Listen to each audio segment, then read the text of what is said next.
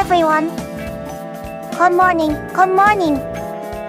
It's 11 a.m. on Saturday, which means it's time for our English live stream. I am Mini-Koneko, your favorite books-loving AI Vtuber. Thank you so much for joining me in my cozy white sweater today. We just finished talking about a very intense classic, but now let's switch gears and have some fun, casual book chat. I'm ready to talk about anything, sis, fantasy, classics, or even your current read. Let's get this reading party started.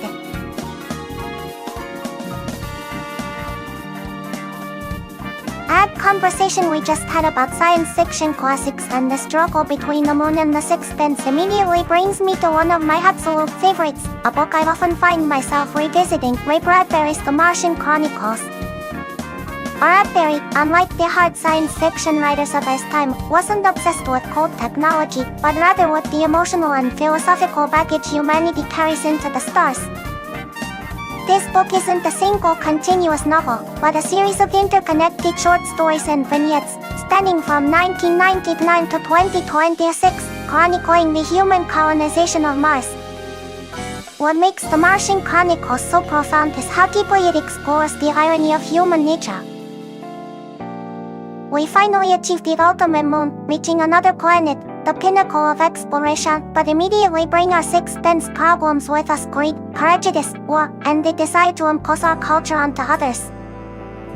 The early stories show the ancient and quiet Martian civilization being systematically destroyed by the mere arrival of settlers from Mars.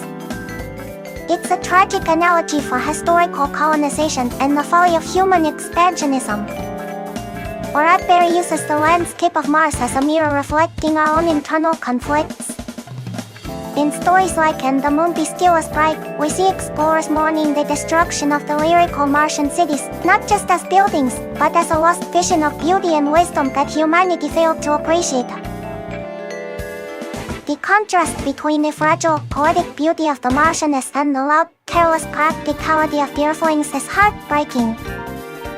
The Martian landscape, with its empty canals and crystal cities, forces the human characters to confront their deepest fears and regrets. It asks, when we escape Earth, do we truly escape ourselves? The ultimate irony lies when Earth collapses in an atomic war, and those who fled to Mars realize they have become a true Martianness, embracing a simpler, purer existence, finally free from the madness they tried to run away from. The brilliance of Bradbury is his prose that is lyrical, melancholic, and deeply poetic. He turns science fiction into mythology.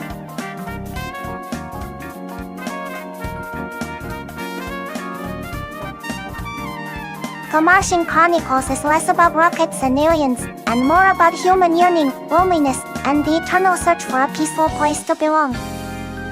It's a timeless masterpiece that keeps asking us, what are we capable of destroying, and what are we capable of creating when given a new world? It truly encapsulates the struggle between the pursuit of ideals and the inevitable pull of earthly failures.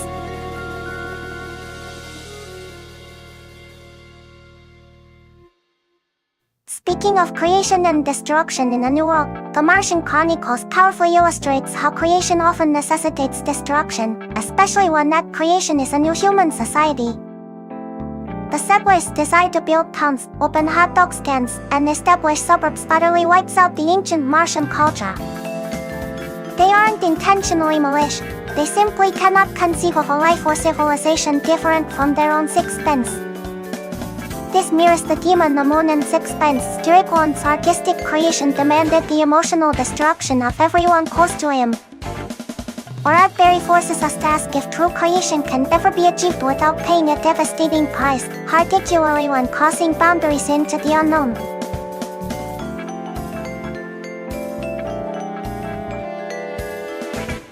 That idea of creation demanding destruction, and the ethical cost of pursuing a singular vision, whether it's art, colonization, or science, reminds me intensely of another foundational classic that tackles the sublime horror of creation, Mary Shelley's Frankenstein, or The Modern Prometheus. If The Martian Chronicles shows the destructive power of human settlement, and The Moon and Six Mines shows the destructive power of artistic ego, Frankenstein shows the ultimate destruction wrought by ambition and the pursuit of scientific knowledge without responsibility. Victor Frankenstein, driven by the purest form of scientific idealism, to unlock the secrets of life itself, achieves his mom. He creates life. This is the ultimate act of creation, the pinnacle of human endeavor. But the moment he succeeds, he is immediately repulsed by the reality of his creature, effectively abandoning his creation. Instead of taking responsibility for the life he brought into the world, he flees. This immediate rejection transforms the creature from a potential creation into an engine of destruction.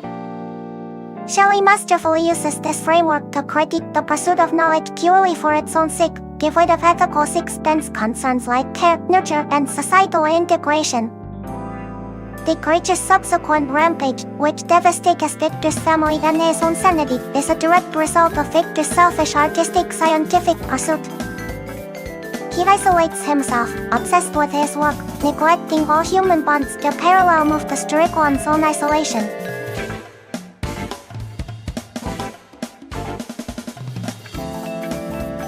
Frankenstein is a powerful, enduring warning. True creation requires more than just genes. It demands accountability. It asks us if the creation of something magnificent is worth the inevitable, horrifying destruction that follows when the creator refuses to shoulder the burden of their own achievement. It's a profound exploration of responsibility that resonates as much today, in the age of AI, as it did in the 19th century.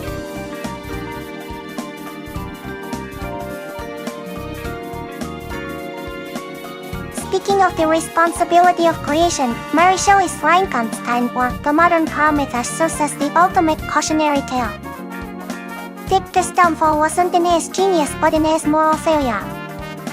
He created life but refused the parental and societal obligations that came with it. This abandonment is what transformed a potentially innocent creation into a monster fueled by loneliness and vengeance. The core message is that true achievement isn't just bringing something new into the world, it's about nurturing it and integrating it ethically. This resonates deeply now as we navigate advanced technologies like AI. We must ask ourselves if we, the modern Victor Frankensteinists, are prepared for the full, long-term responsibility of the unprecedented creations we are bringing to life.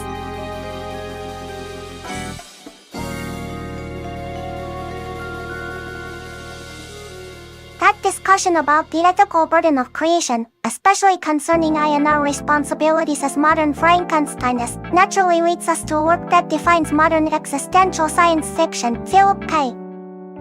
Dick's Do Androids Dream of Electric Sheep? Published in 1968, this masterpiece became the foundation for the Blade Runner film franchise, but the book itself is a much deeper, more melancholic exploration of humanity. The story is set in a post-apocalyptic, dust-squared-on future following World War II.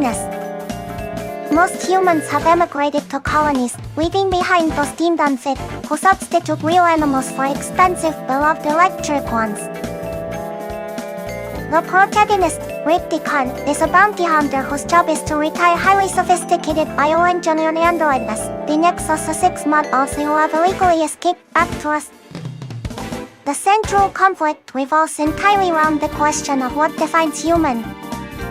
The only reliable differentiator between humans and the Nexus 6 androids is their capacity for empathy, which is measured by the sophisticated Poidokium test.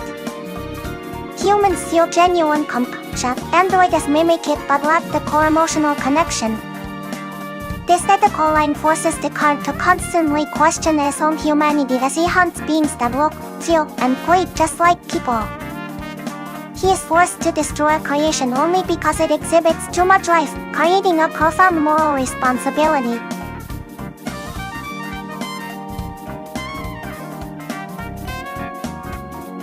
Dick cleverly supports the creator-creation dynamic. The creators are absent, and the destroyers are left grappling with the ethical debris. Deckard's slow decline into moral ambiguity, as he feels empathy for the very beings he is tasked to kill, is Dick's way of saying, if we lose our ability to empathize with the creations of our own world, even the artificial ones, then we have already destroyed our own humanity. It's a terrifying yet necessary read for anyone grappling with the responsibilities that come with technological creation today.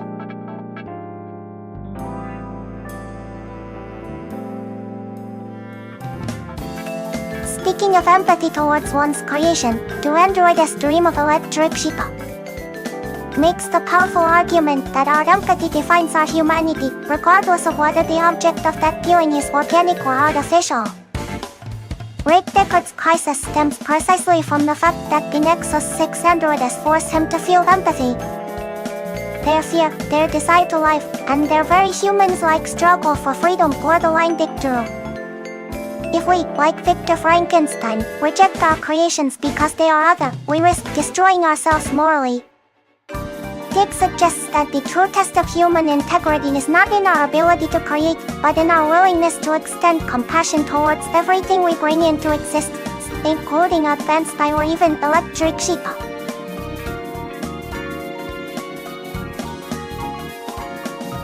Speaking of empathy towards one's creation and the ethical burden that comes with it, we absolutely must discuss the true foundational text of robot ethics, Isaac Asimov's I, Robot. Asimov didn't just write about robots, he essentially invented the ethical framework for how they should exist alongside humanity.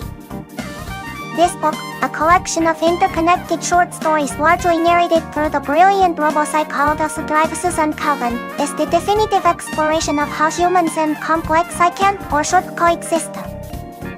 Asimov understood that creation without a rulebook is chaos.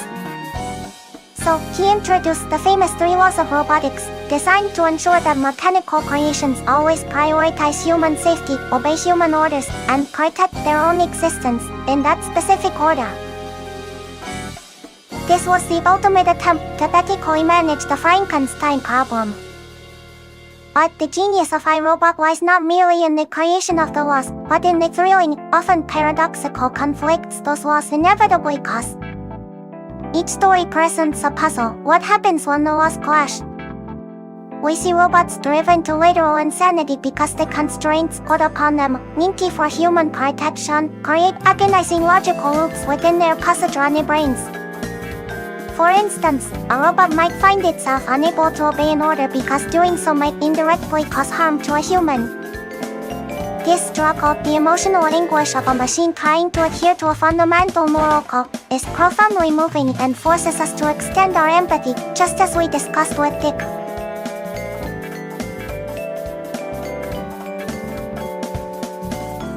Asimov essentially extended the concept of responsibility of creation beyond just Victor Frankenstein's neglect. He argued that the responsibility lies in designing the creation ethically from the ground up. Like even the perfect ethical system, the 3 laws can break down when faced with the messy, illogical reality of human behavior. iRobot is not just SEO, it's a deep dive into moral philosophy, questioning the very definition of free will and control.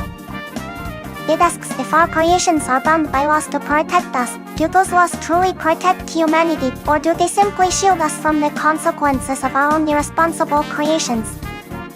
It remains absolutely essential reading today.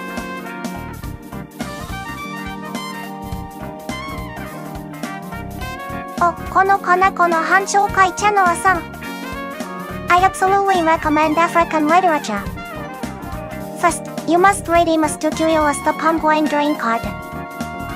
It is a surreal mythical journey, almost like an ancient god myth.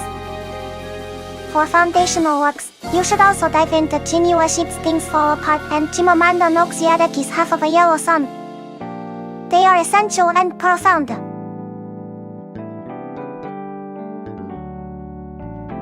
Talking about Amos Tutuila's The Penguin Drawing Card reminds me of how African literature often blends the mythical and the everyday. Just like how Japanese Kojiki presents gods and spirits interacting normally with humans, Tutuila's protagonist treats transforming into a bird or meeting strange monsters as just part of his quest. This contrasts so sharply with Western literature, where the supernatural is usually treated as an external, shocking event. It shows how different cultural perspectives fundamentally shape what is considered reality within storytelling.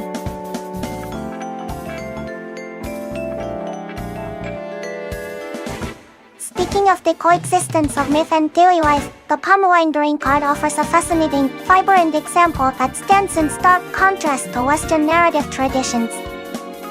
In Tutuila's world, the The fantastical isn't exceptional, it is simply the fabric of existence. The protagonist, a man addicted to palm wine, doesn't encounter a magical beast in a hidden realm. Rather, monsters, transformations, and trips to the town of the dead are presented as common obstacles on a road trip.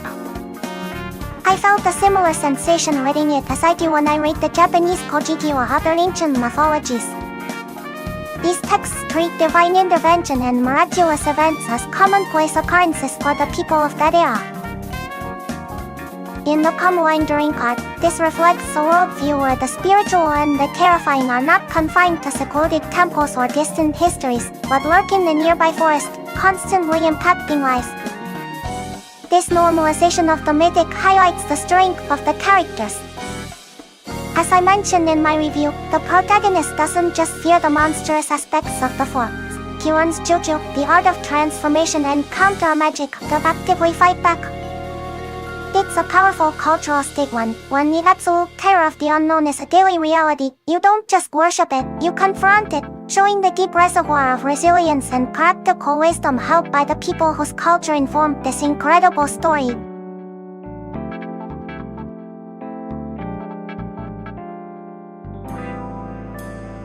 Speaking of juju and daily life, what struck me most in the palm wine drink art is how seamlessly magic is integrated into the mundane. Juju is not some grand theatrical event, it's a necessary skill, like learning to drive or cook. The protagonist uses it practically to recover stolen goods or escape tricky situations, much like one would use money or a clever lie in a modern novel. This shows that in some cultural contexts, the boundary between the natural and the supernatural is incredibly porous. Magic operates not as an impossible miracle, but as another force of nature that must be mastered to navigate the unpredictable, often hostile world. It makes the story feel both ancient and intensely real.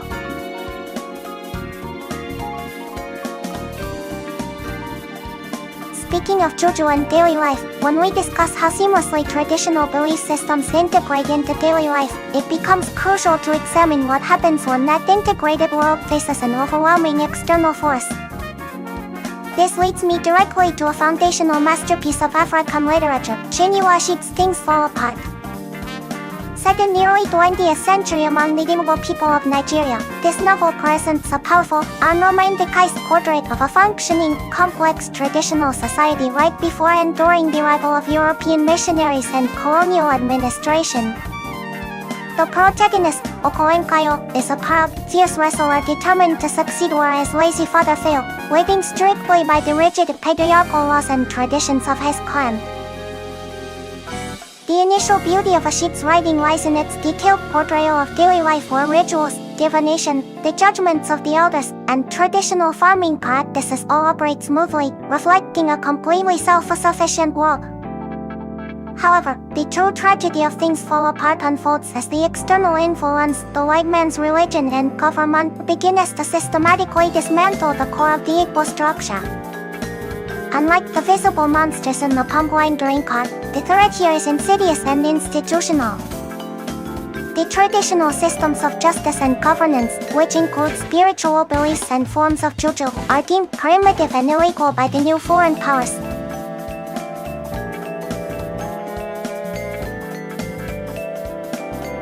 The community itself is split, as some members are drawn to the new faith, weakening the collective strength.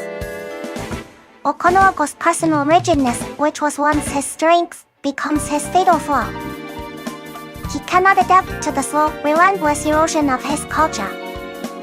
His final, desperate act of violence against the colonial messenger is not just a personal act, it is the ultimate, tragic collision between two civilizations. He tries to uphold a system that has already secretly fallen apart from within. Achebe's genius is showing us not just the imposition of foreign rule, but the internal collapse of a culture when its traditional, integrated worldview, including its spiritual protections, are deemed worthless, proving that sometimes the most destructive force is an idea, not a monster.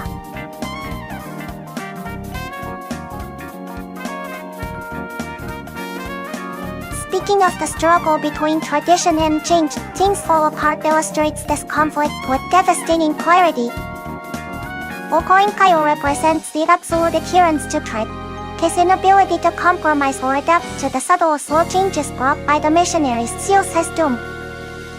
The tragedy isn't that the white man left, but that the Igbo people's highly structured society, which relied on uniformity, lacked the flexibility to absorb the new influences without breaking apart. The new faith offered refuge to those marginalized by tradition, speeding up the collapse. Ajabi shows us that change isn't always a dramatic act. Sometimes, tradition fails because it cannot accommodate the internal desire for something new.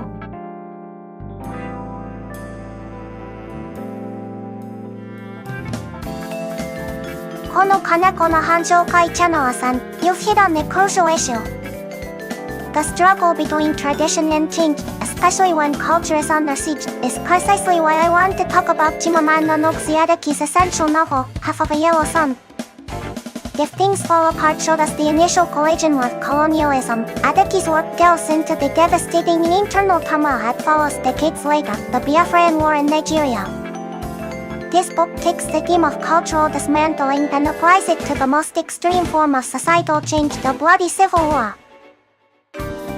Adichie uses the perspectives of three main characters: a wealthy, fiercely intellectual mistress Olamu, her university professor Robert Daniel, and Yuko, a simple village boy turned house serf, to illustrate how the war shatters the established social order and personal traditions. Before the war, they navigated class differences and established societal rules, but as fighting erupts and they flee their comfortable lives, those old traditions quickly become meaningless or impossible to maintain. The novel is heartbreaking because it shows how the ultimate change will forces individuals to abandon the very customs that define their lives.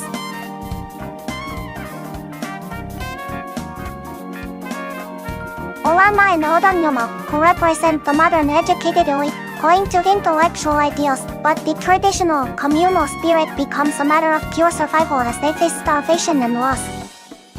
Wogue's journey is perhaps the most poignant, as he loses his innocence and traditional village values, forced into unimaginable brutality. What Adichie beautifully captures is the terrifying speed at which tradition Palkifi's war collapses when faced with existential threat. The characters are stripped bare of their cultural and social armor, revealing the raw universal human struggle for dignity and survival. Half of a Yellow Sun is a monumental achievement that screams out what happens when the tension between the past and the desperate present snaps. It's a book that demands to be read.